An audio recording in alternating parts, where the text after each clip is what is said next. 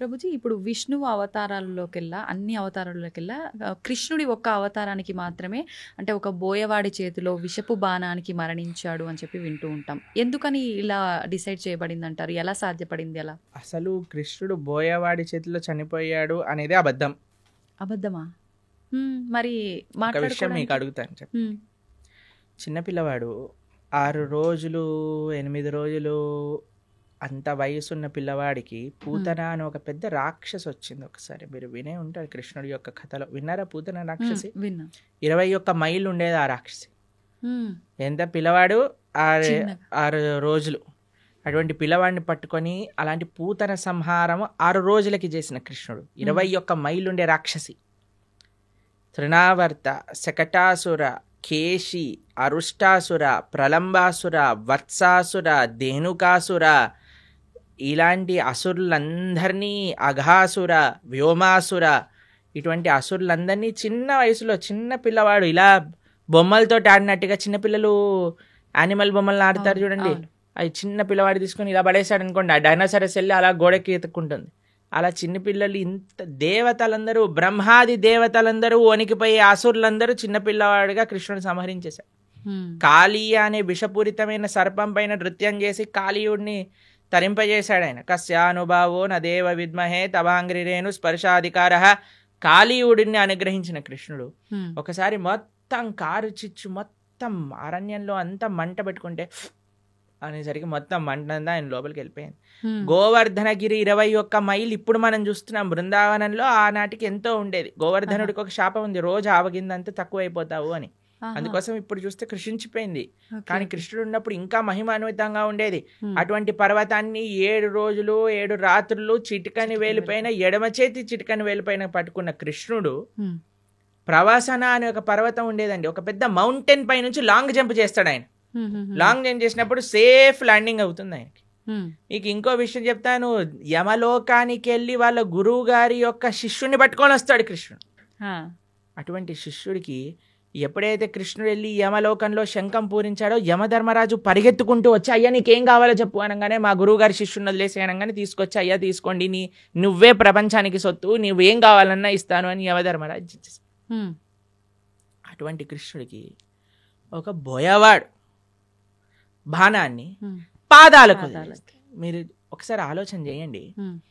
ఒక పాదానికి, ఒక ఫీట్కి ఎవరికైనా బుల్లెట్ తగిలింది అనుకోండి, చనిపోతాడా? చనిపోరు. కాకపోతే కాలు మన సీరియళ్లలో పాయింట్ బ్లాక్ లో బుల్లెట్ పోయినా సరే వాడు నెక్స్ట్ మినిట్ వాళ్ళ భార్య ప్రార్థన చేయగానే లేచి నించుంటాడు. అలాంటిది పరమాత్మ, భగవంతుడైన శ్రీకృష్ణ పరమాత్మ కాలికి ఒక బాణం తలిగితే చనిపోతారు అని అంటే ఎలా మనం నమ్మగలుగుతాం చెప్పండి? ఎటువంటి స్వామి! మీకు ఒక విషయం చెప్తాను, అందుకే శాస్త్రాన్ని చదవాలి. ఇన్స్టాగ్రామ్ రీళ్ళు అవి ఇవి చూడకూడదు. భాగవతం ఏం చెప్తుంది అంటే, కృష్ణుడు అలా ఒక పెద్ద చెట్టు కింద శంఖచక్ర గదా పద్మములతో ఇలా విశ్రమించి ఉన్నాడు. దూరం నుంచి ఒక బోయవాడు చూశాడు కృష్ణుడిని. కృష్ణుడి యొక్క పాదము ఆయనకి ఒక జింక చెవిలా కనిపించింది అన్నమాట. అయితే దూరం నుంచి ఆయన బాణం వేశాడు.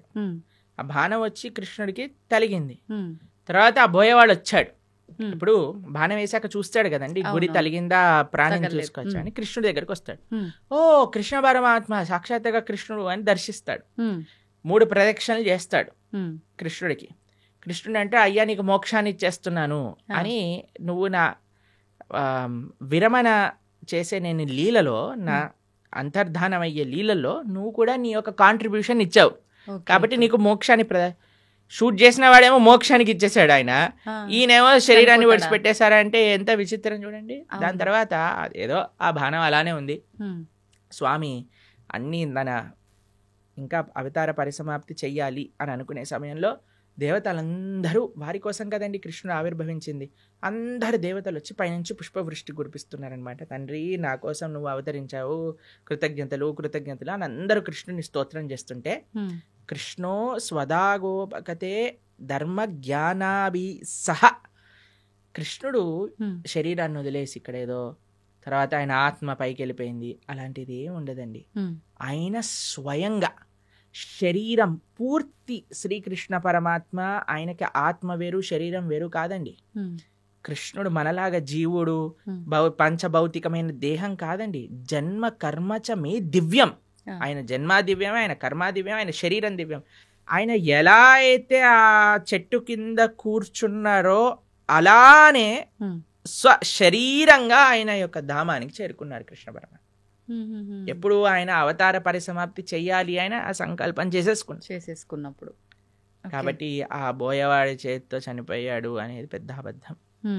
ఇప్పుడు ఇక్కడ అంటే ఈయనకు మోక్షం కల్పించడం కోసమే ఆ బాణం తగలడమా ప్రభుజీ, లేదంటే రాముడు వాలిని చెట్టు చాటు నుంచి చంపటము ఇదంతా? ఎందుకంటే వాలి చనిపోయే ముందు రాముడికి క్షమాపణ అడిగి, అయ్యా నువ్వు చేసింది ధర్మమే అని వాళ్ళ కుమారుడిని రాముడికి సరెండర్ చేయించి వెళ్ళిపోతాడు.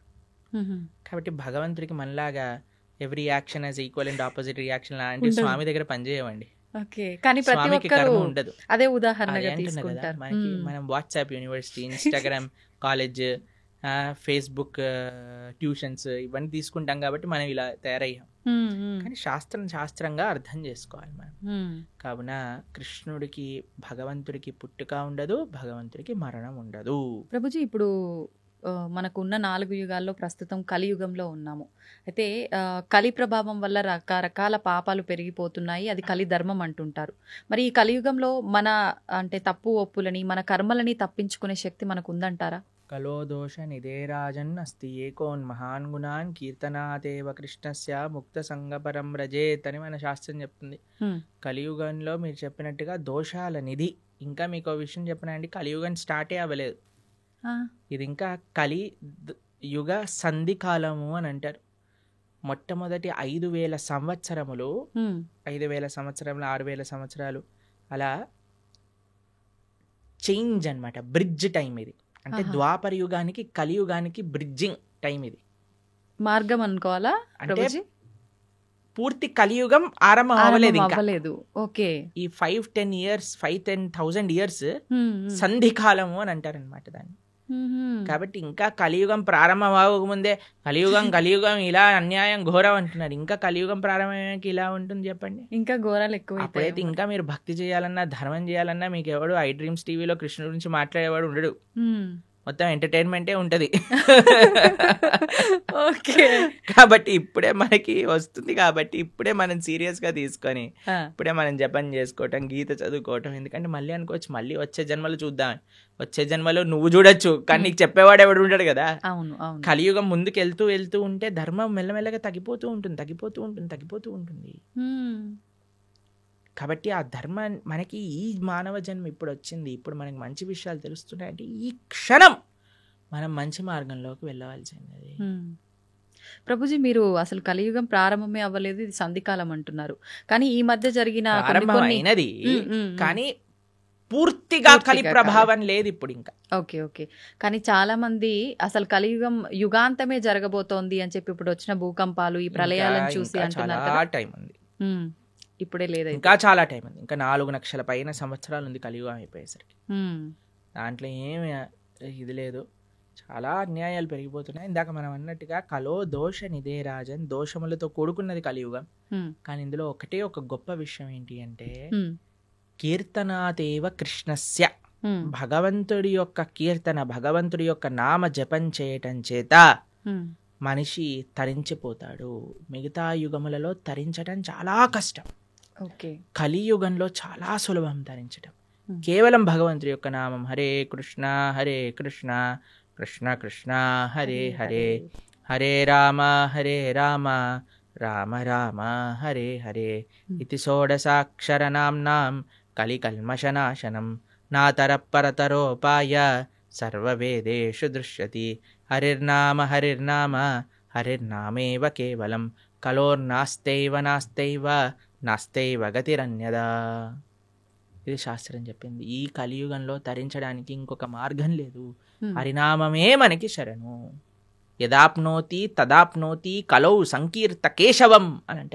మిగతా యుగములలో చేసే దాన తప కర్మ క్రియలు అన్నిటి యొక్క ఫలితము కూడా కలియుగంలో కేవలం భగవన్నామం జపం చేయటం చేత వచ్చేస్తాయి. యదాప్నోతి తదాప్నోతి కలౌ సంకీర్త కేశవం. ఆ కృష్ణుడి యొక్క నామస్మరణ అన్నిటికంటే గొప్పది. కాబట్టి ఎన్ని రకాల ఆపదలు మనకున్నాయన్నా, ఎన్ని రకాల డిస్ట్రాక్షన్స్ ఉన్నాయన్నా, ఎవరైతే భగవన్ నామాన్ని పట్టుకుంటాడో వాడికి ఎటువంటి తిరుగు లేనే లేదు. ప్రభుజీ, భగవంతుడు ఏదైనా ఆశిస్తాడు అంటే తను సృష్టించిన మనిషి నుంచి తాను ఏమైనా ఆశించడం అనేది జరుగుతుందంటారా? ఆశిస్తాడు. ఏం ఆశిస్తాడు? ఏ వస్తువుని ఆశించడు, మనస్సుని ఆశిస్తాడు. భగవంతుడికి ఏమీ అవసరం లేదు. భగవాన్ అని ఆయన అంటారు, ఏది భగవంతుడికి అవసరం లేదు, మనస్సు భగవంతుడికి అవసరం. ఈ ప్రపంచంలో ఉండే వాళ్ళకి ఏంటి, మన డబ్బులు అవసరం, మన అందం అవసరం, మన పలుకుబడి అవసరం, మన వస్తువులు అవసరం, మన ఇల్లు అవసరం. కానీ ఎవరినైనా మీరు అన్నారనుకోండి, మేము ఇప్పటి నుంచి మీరు ఇంట్లోకి వెళ్ళి చెప్పారనుకోండి, మేము వంట చేయను, జాబ్కి వెళ్ళను, ఏమీ చేయను, కానీ 24 గంటలు మీ గురించే ఆలోచిస్తూ ఉంటాను, నిన్నే ప్రేమిస్తూ ఉంటాను అని అంటే ఏమంటారు మీ ఇంట్లో వాళ్ళు? చాలా బ్రహ్మాండం అమ్మా అంటారా? అనరు. ఏమంటారు? పిచ్చి పట్టింది దీనికేదో అయింది అంటారా? మీరు భగవంతుడి దగ్గరికి వెళ్ళాలని అనుకోండి, అయ్యా నేను నీకేం పూజ పునస్కారం ఏం చేయలేను తండ్రి, కానీ 24 గంటలు నిన్ను మనసులో స్మరించగలుగుతా అంటే భగవంతుడు ఏమంటాడు? నువ్వే నాకు కావాలి అంటాడు. ఎందుకంటే ఈ ప్రపంచంలో ఉండే వాళ్ళందరికీ వస్తువులు అవసరం, భగవంతుడికి మనస్సు అవసరం. మనం ఏం చేస్తున్నా, ఆ మనస్సు కూడా ఈ ప్రపంచంలో ఉండే వాళ్ళకి ఇస్తున్నాం. కాబట్టి మనం ఈ ప్రపంచంలో ఉండేటప్పుడు మన బాధ్యతలు నిర్వర్తిస్తూ మన మనసుని భగవంతుడికి ఇవ్వాలి. అట్లా అని చెప్పి భగవంతుడికి నాకు ఏది వద్దని చెప్పి ముందు కూర్చొని ధ్యానం చేస్తే బ్రతకలేం కదా ప్రభుజీ, అన్ని కావాలి. అలా బ్రతకమని చెప్పాడా కృష్ణుడు? భగవద్గీతలో అర్జునుడు అదే అన్నాడు, నేను వెళ్ళిపోతాను, సన్యాసం తీసుకుంటాను. కృష్ణుడు అన్నాడు, మా మనుస్మర యుద్ధ, నన్ను గుర్తుపెట్టుకుంటూ యుద్ధం చేయాలి నీ కర్తవ్యము అని అన్నాడు. కాబట్టి మనం మన బాధ్యతలను నిర్వర్తిస్తూ భగవంతుణ్ణి గుర్తుపెట్టుకోవాలి, భగవంతుని స్మరిస్తూ చెయ్యాలి. ఇది తత్వం. మనం నిత్యం ఎన్నో రకాల మాటలు మాట్లాడుతుంటాం, ఉదయం లేచిన దగ్గర నుంచి పడుకునే వరకు. ఈ మాట్లాడే మాటలు సత్యమే పలకాలి, అబద్ధాలు ఆడకూడదు అని చెప్పి అంటుంటారు. కానీ చాలామంది అబద్ధాలు ఆడుతూ ఉంటారు. అయితే భగవంతుడికే తప్పలేదు అబద్ధాలు ఆడటం, మానవ మాత్రం మనకెంత, కురుక్షేత్ర యుద్ధంలో శ్రీకృష్ణుడు అంతటి వాడే అబద్ధాలు చెప్పాడు అని చెప్పి కొంతమంది అంటుంటే విన్నాను. నిజంగా కృష్ణుడు అబద్ధం ఆడాడా? అబద్ధం ఆడటానికి వీళ్ళు ఒక సాకుగా అది తీసుకుంటున్నారా అంటే ఏం చెప్పారు? అబద్ధం అంటే నిర్వచనం ఏంటో తెలుసా అండి? భగవంతుడు ఏదైతే చెప్పాడో దానికి విరుద్ధంగా చెప్పటమే అబద్ధం చెప్పటము అని అర్థం. ఓకే, భగవంతుడు ఏదైనా మాట్లాడాడు అంటే అది అబద్ధం అవ్వదు. ఆయన సత్యం, ఆయన స్వరూపమే సత్యం. అవును, భగవంతుడి కంటే పెద్ద సత్యం ఇంకొకటి లేదు. ఆ సత్యం అబద్ధం ఆడినా సత్యమే అవుతుంది. కాబట్టి భగవంతుడు ధర్మస్తు సాక్షాత్ భగవత్ ప్రణీతం. భగవంతుడు ఏం చెప్తాడో అది ధర్మం అవుతుంది. భగవంతుడు మనకి అపరెంట్గా అబద్ధం ఆడాడు అన్నా సరే ధర్మ సంరక్షణ కోసము, లోక పరిపాలన కోసము అంటాడు. కానీ మనలాగా మన స్వార్థం కోసం మన తప్పులు పక్కన పెట్టుకోవడానికి అనరండి. ఒక వ్యక్తి ఎందుకు అబద్ధం ఆడతాడు? వాడు చేసిన తప్పుని ఇది చేసుకోవడానికి, కప్పిపుచ్చుకోవడానికి. కానీ భగవంతుడు అలా చేయలేదండి. భగవంతుడు ఏదన్నా చేశాడు అని అంటే దాని వెనకాల ఎంతో రీజన్ ఉంటుంది. అంతేగాని నేను కూడా భగవంతుడు ఆడాను కదా అని నేను కూడా చేశాను అనుకోండి, పులిని చూసి నక్క వాత పెట్టుకున్నట్టు అవుతుంది. కాబట్టి మన వాళ్ళకి అన్ని చెడు పనులను సమర్థించుకోవడానికి భగవంతుడి పైన బాణాలు వేసేవాళ్ళు ఫస్ట్ అసలు భగవత్ తత్వం అంటే ఏంటో అర్థం చేసుకోవాలి. ఇప్పుడు చూడండి, మీరు ఒక సిగ్నల్ దగ్గర నించున్నారు అనుకోండి, మీ దగ్గర సిగ్నల్ దగ్గర ఉన్నారు, మీకు రెడ్ లైట్ పడింది, ఆగారు. ఒక సీఎం చీఫ్ మినిస్టర్ కాన్వాయ్ పోతుంది, ఆయన జుమ్ జుమ్ జుమ్ జుమ్ అని కార్లు వెళ్ళిపోతాయి. హే వాడు ఎందుకు వెళ్తున్నాడు, నేను కూడా వెళ్తానని మీరు కూడా వెళ్ళారనుకోండి, మిమ్మల్ని తీసి బొక్కలు పడేస్తారు. అంతే కదండి. కాబట్టి ఒక్కొక్కళ్ళకి ఒక్కొక్క పద్ధతి ఉంటుంది, ఒక్కొక్కళ్ళకి ఒక్కొక్క నియమం ఉంటుంది. ఆ నియమాన్ని ఆచరించడంలో గొప్పగా ఉంటుంది. కానీ పక్కన వాడి నియమాన్ని వాడెందుకు ఆచరించట్లేదు? ఇప్పుడు చూడండి, మీరు చాలా ఆశ్చర్యం ఏంటంటే గుళ్ళల్లో లైన్లలో నించుంటారు జనాలు. ఎప్పుడైనా విఐపీలు కానీ ఎవరైనా కొందరు ఫాస్ట్గా వెళ్ళిపోయారనుకోండి, వాళ్ళని చూసి వీళ్ళందరూ ఒకటే, వాళ్ళు ఎందుకు వెళ్ళిపోతున్నారు, వాళ్ళు తొందరగా అయిపోతుంది, మాకు అవ్వట్లేదని గోలబెట్టేస్తుంటారు. చూసారా టీవీలలో కూడా ఇలాంటి వీడియోలు చూస్తాం. మాకు అనిపిస్తుంది, సరే అయ్యా నీకు వాడు 2 నిమిషాల్లో వచ్చేస్తాడు, దర్శనం చేసుకొని 2 నిమిషాలు వెళ్ళిపోతాడు. నువ్వు అరగంట సేపు 2 గంటల సేపు ఆ ఆలయంలో ఉండే చక్కటి ఆ పాజిటివ్ స్పిరిచువల్ వైబ్రేషన్ని అబ్జర్వ్ చేసుకునే ఒక అవకాశం నీకు వచ్చింది. ఒక గీతో, భాగవతమో, ఒక విష్ణు సహస్రనామో, ఏదో ఒకటి భగవన్నామో, కృష్ణ గోవింద రామ నారాయణ అనుకోకుండా ఆ ఆలయంలో ఉండే ఆ పవిత్రమైన ఎన్వైరన్మెంట్ని పాడు చేసే విధంగా ఒకళ్ళపైన ఒకళ్ళు అరుచుకోవటాలు, వాళ్ళు వెళ్ళిపోతున్నారు, మేం టికెట్ కట్టాము, వీళ్ళు వెళ్ళిపోతున్నారు. ఈ గోల్ అసలు ఎంత విచిత్రమో చూడండి. అవును, వాడు అదృష్టవంతుడా వీడు అదృష్టవంతుడా? మీరు చెప్పినట్టుగా చూస్తే వీళ్ళే అవునా అదృష్టవంతులు. కాదా చెప్పండి. అవును. కానీ ఓపిక తక్కువ కదా ప్రభుజీ అలాంటి మానవులకి. అసలు భగవంతుడు నేర్పించేది ఓపిక. ఉమ్, ఉమ్. ఆలయంలో ఓపిక పట్టిన వాడు జీవితంలో ఏం ఓపిక పడతాడు చెప్పండి. అవును. ఈ వ్యక్తి ఏమన్నా ప్రైమ్ మినిస్టరా తొందరగా వెళ్ళిపోయి దర్శనం చేసుకోవడానికి? లేదు. సరే అయ్యా, బిజీ, అందరూ బిజీ ఈ ప్రపంచంలో, ఉమ్, కానీ నీకు ఒక అదృష్టం వచ్చింది కదా, నువ్వే వేరే వాళ్ళని చూసి మనకెందుకు, వేరే వాళ్ళతో పోలికెందుకు? ఉమ్, వాళ్ళు వెళ్ళారు దర్శనానికి, సరే భగవంతుడికి ఇష్టం లేదేమో ఎక్కువసేపు ఈయన నా ముందు కనిపించద్దు, తొందరగా పంపించేస్తాడు. ఉమ్, కానీ నీ పైన ప్రేమ ఉందేమో, నిన్ను ఎక్కువసేపు చూసుకోవాలనుకుంటున్నాడేమో. ఉమ్, కాబట్టి మాకు చాలా బాధేస్తుందండి ఎక్కడైనా ఆలయంలో ఆ ఫైటింగ్ నేచర్ ఎప్పుడైతే వచ్చేస్తుందో, ఉమ్. ఆ అది అది మొత్తం ఆ అట్మాస్ఫియర్ని పాడు పాడు చేసేస్తుంది. చేసేస్తాం. అవును. కాబట్టి భగవంతుడితో మనకొద్దు, వేరే వాళ్ళతో పోలికొద్దు. ఉమ్, మనము మన జీవితాన్ని పరిశీలన చేసుకుందాం. ఉమ్, నేను ధార్మికంగా ఉన్నానా? ఆధ్యాత్మికత సనాతన ధర్మంలో వేరే వాళ్ళతో కంపారిజనే ఉండదు. ఉమ్, నా జీవితాన్ని నేను భగవంతుడికి ఎలా సమర్పణ చేస్తున్నాను. ఇప్పుడు ఎగ్జామ్లో ప్రిపేర్ అయ్యేది నువ్వు నీ ప్రిపేర్ అవుతావు, కానీ పక్కన వాడు అది ఆ చాప్టర్ వదిలేశాడు కాబట్టి నేను కూడా వదిలేస్తున్నాను, చెప్పని వాడు ఇది చేస్తున్నాడు కాబట్టి నేను కూడా అది చేస్తున్నాను. నీ ప్రిపరేషన్, నీ కాన్ఫిడెన్స్ నీది, నీ ఎగ్జామ్, నీ పర్ఫార్మెన్స్, నీ రిజల్ట్, నీ భవిష్యత్. ఉమ్, అలానే ధర్మానికి వచ్చేసరికి నేను భగవంతుడికి answerable.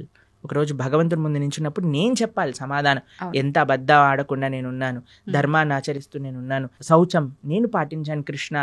You are not answerable to anybody in this world except God.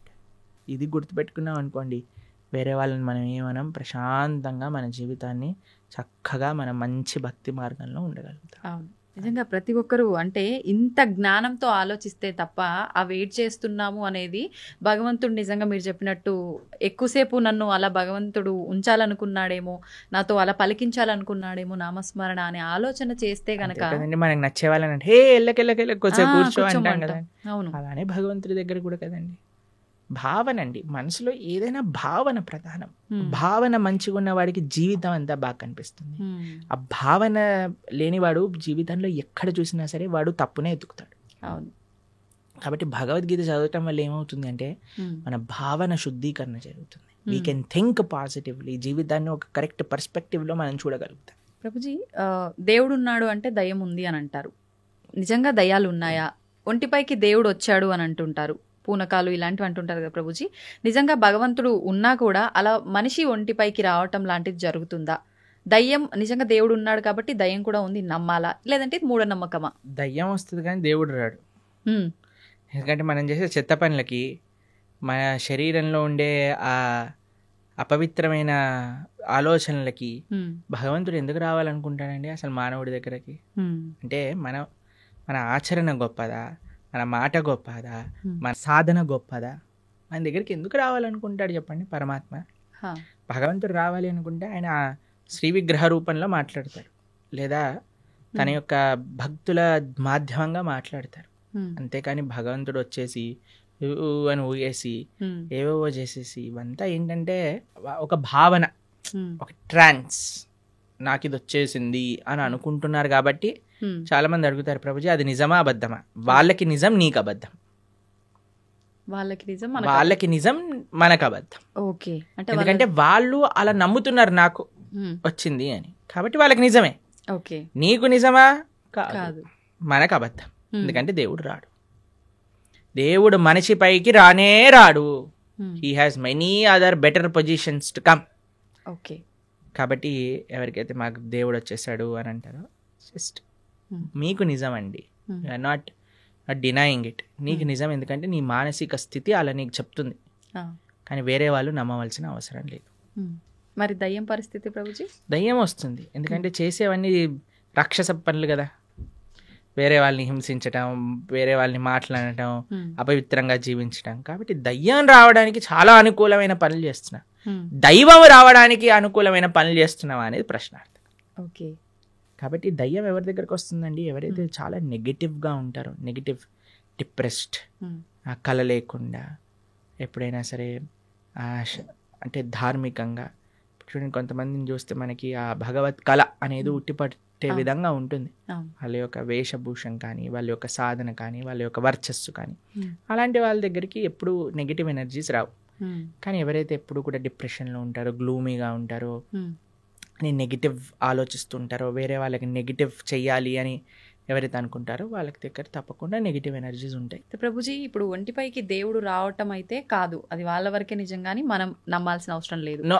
కానీ చాలా మంది ఇది పక్కన పెడితే దేవుడు మాకు కనిపిస్తాడు అని చెప్పి మీకు కూడా చూపిస్తామని చెప్పి ఈ మధ్యకాలంలో అంటున్నారు. నిజంగా దేవుడు కనిపిస్తాడు? దేవుడితో ఫోన్ చేసి మాట్లాడించే వాళ్ళు కూడా ఉన్నారు ఇంకా తెలుసా మీకు? రాబోయే కాలంలో ఆహా, వచ్చేసారు ఆల్రెడీ. మన ధర్మంలో లేరు, పక్క ధర్మంలో ఉన్నారు ఇంకా. ఓకే. పక్క ధర్మం అంటూ పక్క మతాలలో ఉన్నారు ఇంకా. దేవుడు ఫోన్ నెంబర్లని. తర్వాత మీకు విషయం తెలుసా, స్వర్గంలో వాళ్ళకి ప్లాట్లు కూడా అమ్మే మతాలు కూడా ఉన్నాయి ఇంకా. అయ్యో, ఒక దేశంలో ఒక మతానికి చెందిన వాళ్ళు స్వర్గంలో నీకు ఇంత ప్లాట్ ఇంత డబ్బులు ఇచ్చి వాళ్ళ మత పెద్ద తీసుకొని వాళ్ళకి అమ్మిన వృత్తాంతాలు ఇప్పుడు జరుగుతున్నాయి ఇంకా. ఇంత పిచ్చోళ్ళ జనాలు. మీకు కనిపించట్లేదా ఆ పిచ్చితనం ఎలా ఉందో? మన కింద పడిపోగానే అందరూ డాన్స్ వేయటం, వాడేదో నీళ్ళు జలంగానే ఖర్చు లేయంగానే ఇట్లా చేస్తుంది. వాళ్ళకంటే ఇంకా పిచ్చి ఇంకేం ఎయిడ్స్ బాగా చేసేస్తా అంటాడు, క్యాన్సర్ బాగా చేస్తా అంటే చచ్చిపోయిన వాడిని లేపేశాడు ఒకడు తెలుసా మీకు ఉత్తర భారతదేశంలో. అవునా ప్రభుజీ? డెత్ సర్టిఫికేట్ ఉన్న వాడిని లేపేశాడు ఓ, దేవుడి పేరు మీద. అంటే మన దేవుడు కాదనుకోండి, ఎవరి గురించి మాట్లాడుతున్నా మీకు అర్థమయ్యే అవును ఉంటుంది. అవును అర్థమైంది. అలాంటి వాళ్ళ వేలాది మంది వెళ్ళిపోయి హరిచేస్తూ గోల పెట్టేస్తూ కింద పడిపోయి, అసలు నాకు ఇవి చాలా విచిత్రం అనిపిస్తుందండి. అంటే జనాలకు బుద్ధి ఉంటే వెళ్తారా అసలు అలాంటి ప్రదేశాలకు? చెప్పండి ఒకసారి. ఇలాంటివి జరుగుతున్నా కూడా చాలా చోట్ల మత మార్పిడిలు జరుగుతున్నాయి కదా ప్రభుజీ, మరి దాని గురించి ఏమంటారు? మంచి పని అనిపిస్తుంది మాకు. ఇలాంటి వాళ్ళు బుద్ధి లేని వాళ్ళు వెళ్ళిపోతే మంచిదే కదండి. మూర్ఖులు ఉన్న వాళ్ళైనా అసలు మంచిగా ఉన్న వాళ్ళు కావాలి కదా మనకి. కాబట్టి ప్రలోభాలు ఎక్కువైపోయాయి మతం పైన. కాబట్టి ఆ ప్రలోభాలు తగ్గించుకోవాలి మనం. వేరే వాళ్ళు మన ధర్మం అందుకే చెప్తున్నాను ఏంటంటే, ఎవరైతే శాస్త్రాధ్యయనం చేస్తారో, ఎవరైతే మంచిగా శాస్త్రాన్ని చదువుకొని వాటిని పాచరిస్తారో వాళ్ళని ఎవరు ఏ ప్రభావం పెట్టి మార్చలేరు. మూర్ఖపు ఆలోచనలతో ఉండి దుర్మార్గపు ఆలోచనలతో ఉన్న వాళ్ళు మాత్రమే ఇది మూఢనమ్మకం అని భావించి ఇంకో దాంట్లోకి వెళ్ళడానికి ప్రయత్నిస్తారు. సంతోషం ప్రభుజీ, చాలా మంచి విషయాలు చాలా అద్భుతంగా వివరించారు, అందరికీ అర్థమయ్యే విధంగా. ధన్యవాదాలు.